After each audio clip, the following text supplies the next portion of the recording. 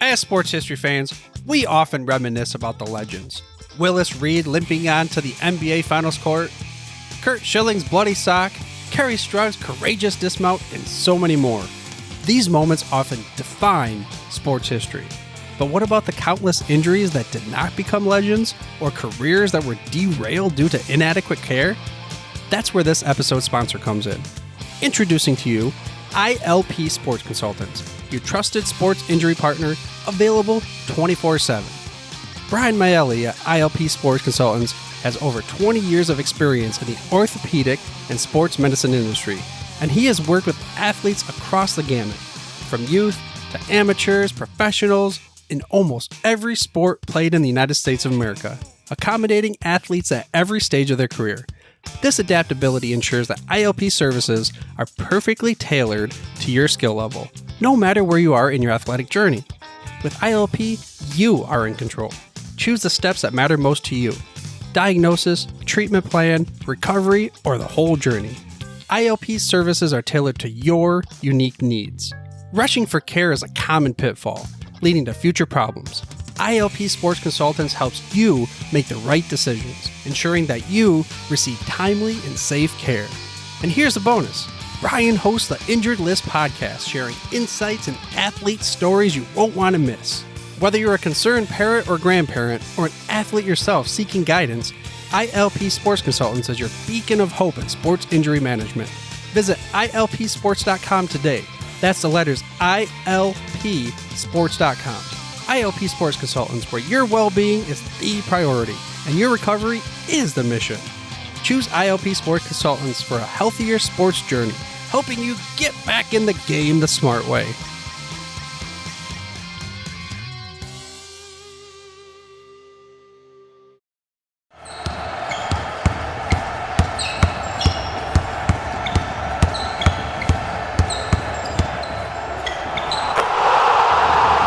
This is Basketball History 101 with Rick Loayza.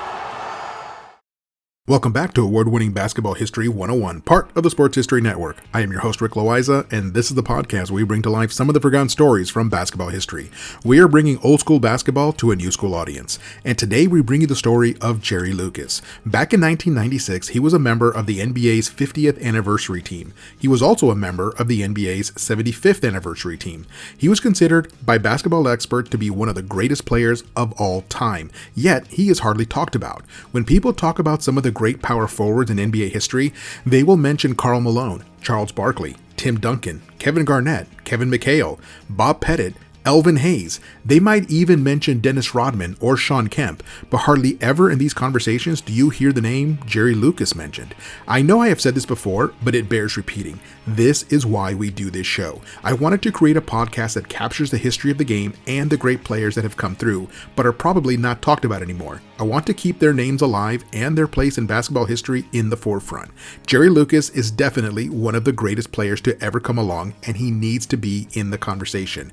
But who was Jerry Lucas? He was born in Middleton, Ohio on March 30th, 1940, and it was a classic Midwestern blue-collar upbringing. What was different about Lucas was his incredible height. He was always taller than everybody and seemingly more coordinated, agile, and faster than everybody else. He attended Middleton High School, which was already had a winning tradition before he even got there. The head coach, Paul Walker, had already won 3 Ohio State high school championships before Lucas graced his gym. In fact, the tradition at Middleton High was so strong that they regularly sent players off to play Division I college basketball.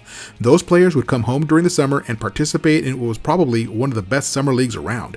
No disrespect to the Rucker League in New York or the Baker League in Philadelphia, the Summer League in Middleton, Ohio featured a whole bunch of active Division I players, and that is where Jerry Lucas got his first taste of big-time basketball. Even when he was as young as 13 or 14, he was already playing in this summer league with college players and holding his own. It was clear to everyone that they might have found the next great star for Middleton High School. Now, back then, high school was only 3 years long. It was 10th grade, 11th grade, and 12th grade. Again, Lucas joined the high school team which had already had a winning tradition, and he kept that tradition going. As a sophomore, the team went undefeated and won the Ohio State basketball championship. As a junior, his team did it again. Again, undefeated and winning the state title. While they continued to play local competition as part of their local schedule, they also traveled around the state of Ohio looking for better competition. They traveled to Columbus, Cleveland, and Cincinnati looking to schedule games against the best teams around. Once they played another powerhouse team called Hamilton at a neutral site in Cincinnati, and they sold out the place with 13,000 in attendance for a high school game. That is how good and popular basketball is in Ohio, and it kind of makes sense. It's right next to Indiana, and that part of the country is crazy for high school basketball. For his senior year, things looked good for them to win a third straight state title, but they were upset in the state semifinals by Columbus North High School. For Jerry Lucas, it was his only loss as a high school player, and it also ended his high school career. Up until that point, Middleton High had won 76 straight games going back nearly 3 years. By his senior year, Lucas had grown to 6'8" or 203 centimeters, and he was fast and athletic, and he had offers from over 150 different universities to join their basketball team. And to top it all off, Lucas was named Ohio's Mr. Basketball, which goes to the best high school player in the state. He was also a 2-time All-American his junior and senior year. To put it simply, he was rated as one of the very top high school basketball players in the country, which is why nearly every university wanted him. If that is not enough, he was also a track and field star who threw the discus. Now, when most college coaches look at a high school player, their first question is, can the kid play? Now, once they have determined that the kid can play and help a college team, the second question is always, what are his grades like? They want to know if the kid is academically eligible to go to college, because not all of them are eligible for college because of how low their grades are or having poor test scores. That is what happened to Sean Kemp. He was supposed to go to the University of Kentucky, but did not have the grades. Therefore, his scholarship offer was revoked. He then spent a year in community college in Indiana where he did not even play, and then he went straight to the NBA. This kind of thing actually happens more often than you think. This is key information for the college coach who is thinking about recruiting a particular player. If the kid does not have the grades, then the college coach will move on. When it came to Lucas, he had the grades. He was a straight A student who was also a member of the National Honor Society. Now, if you're not familiar with that, that is a recognition that only the smartest high school students in the country achieve. And if I am being honest, there are not a lot of athletes in that group. And I know because I was an athlete in high school, and I fell just shy of meeting the standards for membership in the National Honor Society. I was an excellent student, but not quite excellent enough for national honors. After sifting through all of his options, Lucas decided to stay local and go to Ohio State University, or should I say, the Ohio State University. As it turns out, the second best player in Ohio was going to join him there, and that player's name was John Havlicek. This is a good place to take a break, and I'll be right back with Jerry Lucas's college career.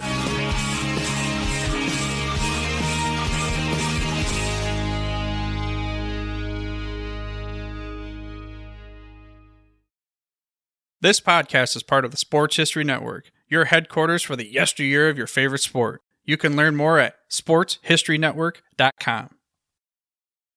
At the Sports History Network, we're all about sports yesteryear, and so we're so pleased to introduce you to Row One, an online memorabilia gallery and shop that brings your sports history to life anywhere. The Row One gallery includes over 5,200 gorgeously reproduced prints of team posters, game program covers, game tickets, advertisements, and more in baseball, pro and college football, pro and college basketball, and more. And any gallery item may be printed in a variety of sizes on wood, metal, canvas, acrylic, or poster paper. And in Row One shop, check out the thousands more of unique items with the retro and historical designs dating back to 1876, including t-shirts, long sleeve shirts, phone cases, mugs, blankets, pillows, towels, and even shower curtains. Go to sportshistorynetwork.com, ROW1, for access to the full Row One catalog and for gallery prints and gift items, plus get a 15% discount off all prints on the Row One Pictorium Gallery with coupon code SHN15. Follow the link on the show notes.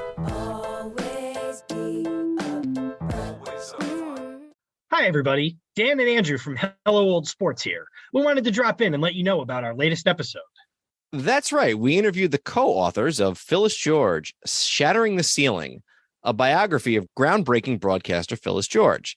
And her life is really sort of a journey through 20th century America, from Miss America pageants to the Kentucky State House to the groundbreaking NFL Today show on CBS. even the Kentucky Colonels of the old ABA. We got into all sorts of stories about the Celtics under Red Auerbach, about the interview with Roger Staubach, about really all sorts of things, a fight between Brent Musburger and Jimmy the Greek. We really enjoyed talking with Lenny Shulman and Paul Volpone, who teamed up to write this book. The book is on sale right now, wherever books are sold. But, within reason. Garage sales, probably not. So go ahead and pick up a copy today. And if you want a chance to win the book, you can go to sportshistorynetwork.com/giveaways and register for a chance to win. Goodbye, old sports. Welcome back to the show, and let us continue with the story of Jerry Lucas. As I mentioned before the break, Lucas had one of the great high school careers of all time. He was a two-time All-American, Mr. Basketball for the state of Ohio, two-time Ohio State basketball champion, and he was a straight-A student. He also possessed an incredible nose for the ball and was considered an amazing rebounder. Here is the really incredible thing about Jerry Lucas. He did not attend Ohio State on a basketball scholarship, even though the school had offered him one. Instead, he accepted a full academic scholarship to Ohio State. That allowed Ohio State coach Fred Taylor to give Lucas's basketball scholarship to someone else and really bring in a robust freshman class. You see, in the United States, the NCAA limits how many scholarships each team can offer each year. So each school has to determine how many scholarships it can offer based on how many of their current scholarship players are leaving the team.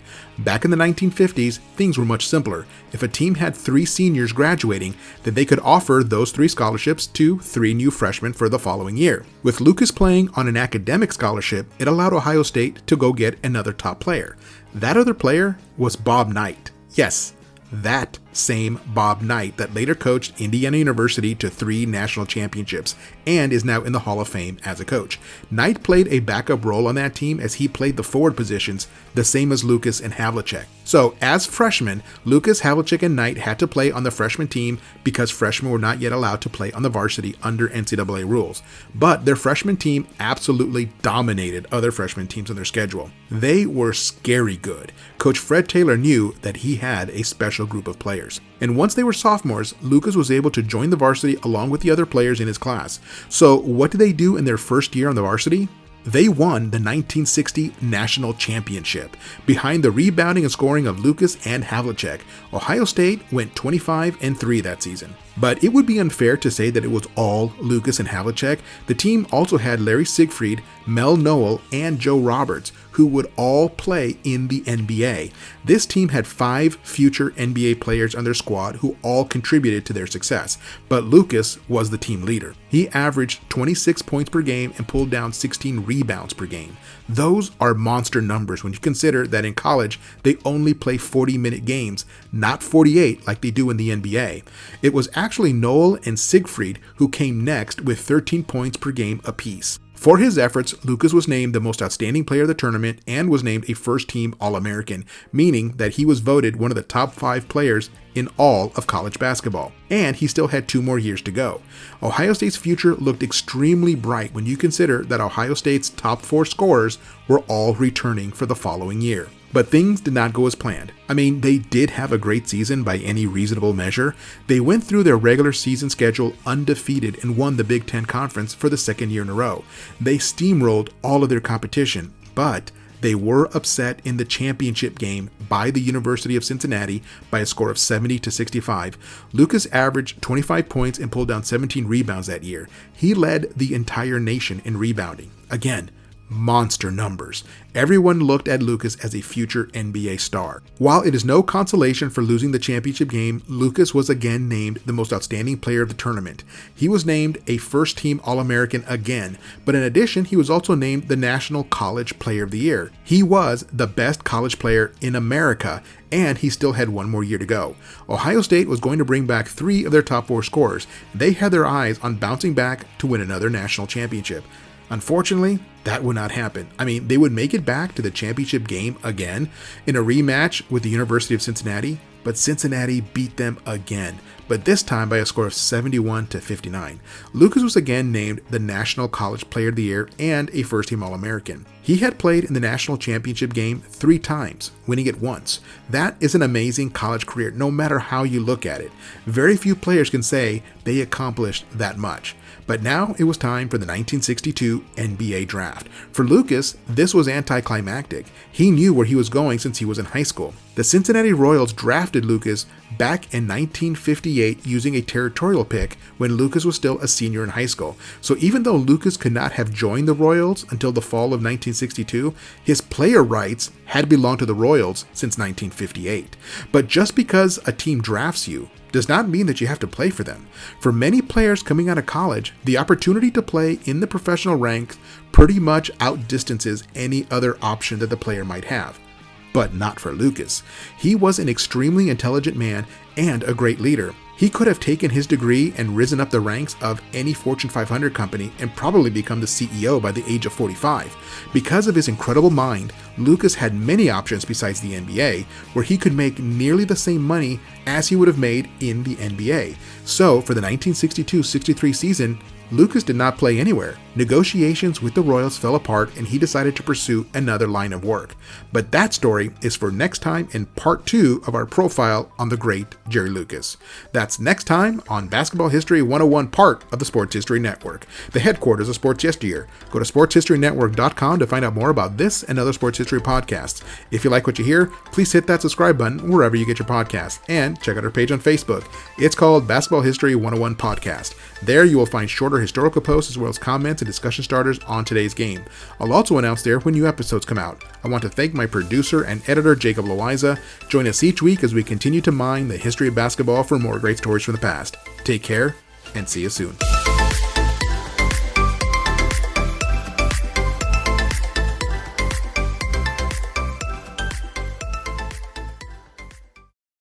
Hey there, sports history fan. This is Arnie Chapman, aka the Football History Dude, and I wanted to thank you for stopping by to listen to another episode here on the Sports History Network. Our podcasters are passionate about uncovering and sharing sports stories from yesteryear. And if you didn't know it already, we have over 30 shows across the network covering all sorts of sports history topics. In fact, here's a glimpse into one of our awesome podcasts here on the network. Do you wish you knew more about the 100 seasons of the NFL? You're in luck because you found the Football History Dude podcast, where each episode is a journey back in time to learn about the rich history of the NFL. From the founding of the league in an auto showroom, all the way to what it is today, America's favorite sport and a behemoth of an industry. My name is Arnie Chapman. Football is my passion, and I want you to come along with me each week to explore the yesteryear of the gridiron. So hop on board my DeLorean and let's get this baby up to 88 miles per hour. How about that? I bet you're super hyped to go listen to that new podcast, right? Well, to learn about this show and all the other podcasts on the network, head over to sportshistorynetwork.com/podcasts. Again, that's sportshistorynetwork.com/podcasts. Head over there today to find your next favorite sports history podcast.